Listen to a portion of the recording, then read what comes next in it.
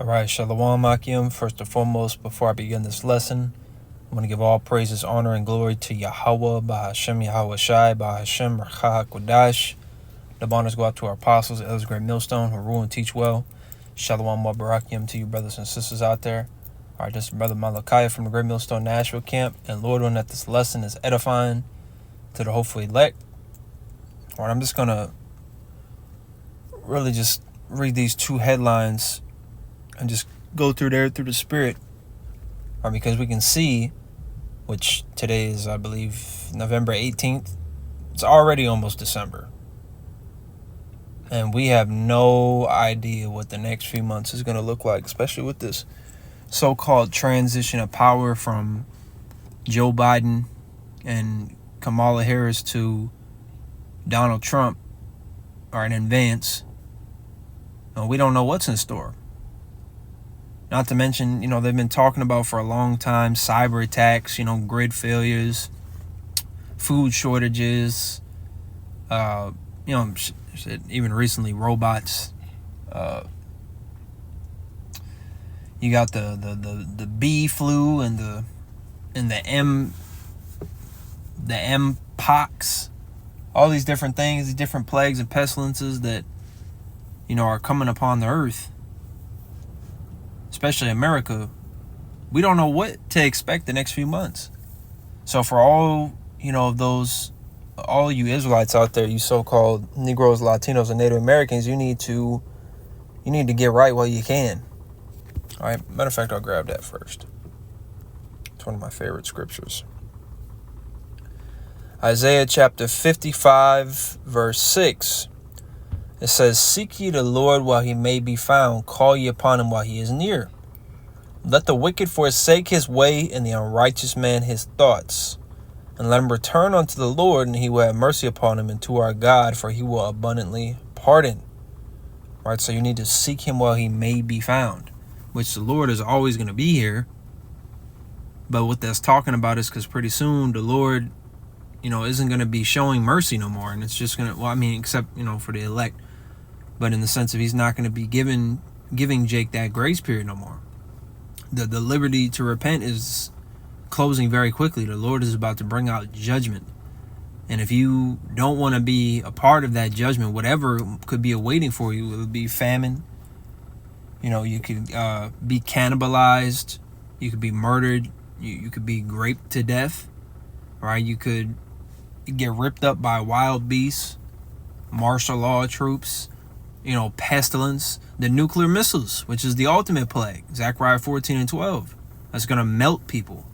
Melt their skin, melt their bone, just melt their whole body. All right, and that's going to be a very agonizing death.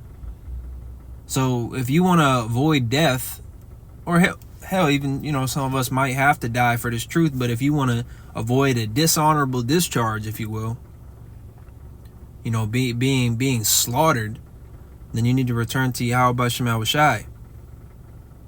Point blank, period. And you need to hurry. All right, let me grab another one real quick to go with that.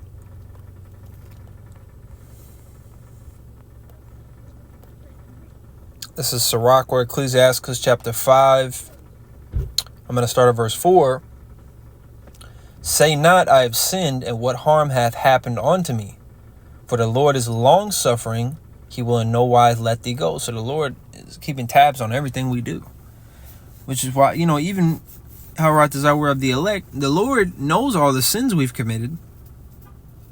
Most definitely. But the Lord said that he's going to wipe our slate clean. We're going to be given that white stone. Psalms 32. "Blessed is the man whose sin is forgiven, whose transgression is covered," roughly paraphrasing. So it's not that we're without sin, but the Lord is going to wink at our ignorances. Right? But for the rest of you, you're going to have to pay the whole tab. And that's not good. All right, verse 5, it says, "Concerning propitiation, be not without fear to add sin unto sin. And say not, his mercy is great. He will be pacified for the multitude of my sins.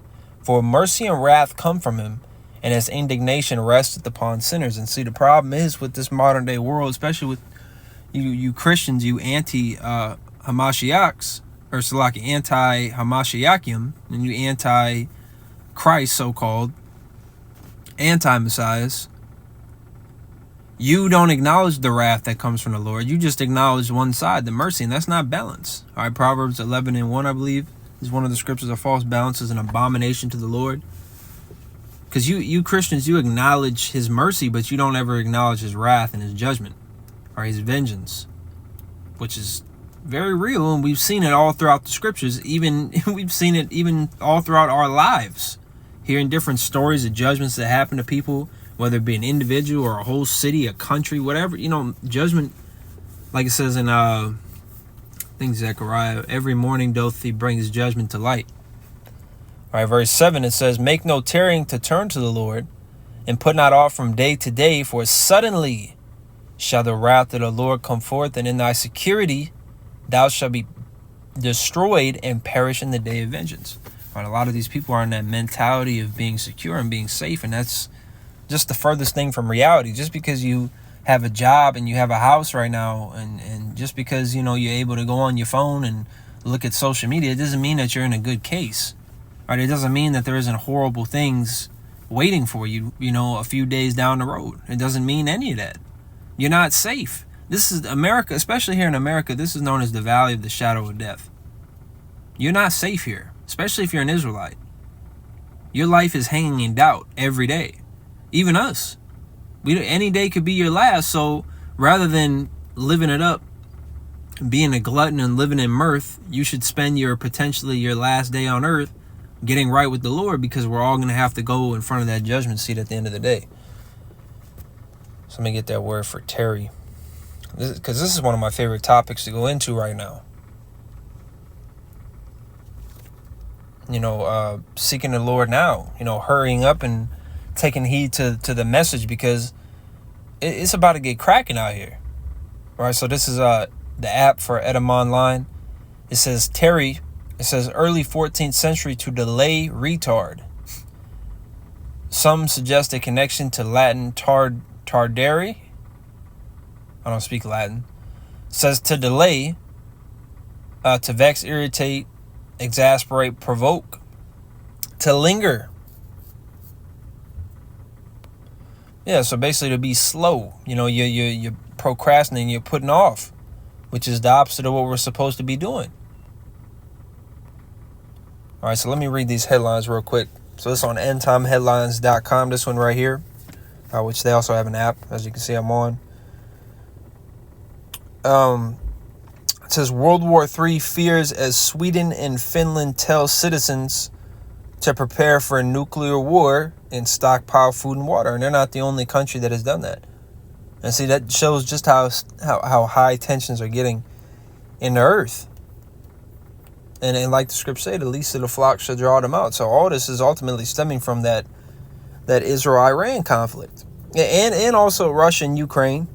All right, the least of the flock is talking about Amalek, though. It's talking about the Israel, the modern day state of Israel. All right, it's talking about them, the Amalekites, the small hats. All right, the Jays, That's the least of the flock drawing America out. At the same time, that Russia-Ukraine thing is still also important. And, don't think of it as insignificant just because it's not the least of the flock. That's still an important thing right now. That's been going on way longer than the Israel conflict has. And both of these things combined, along with the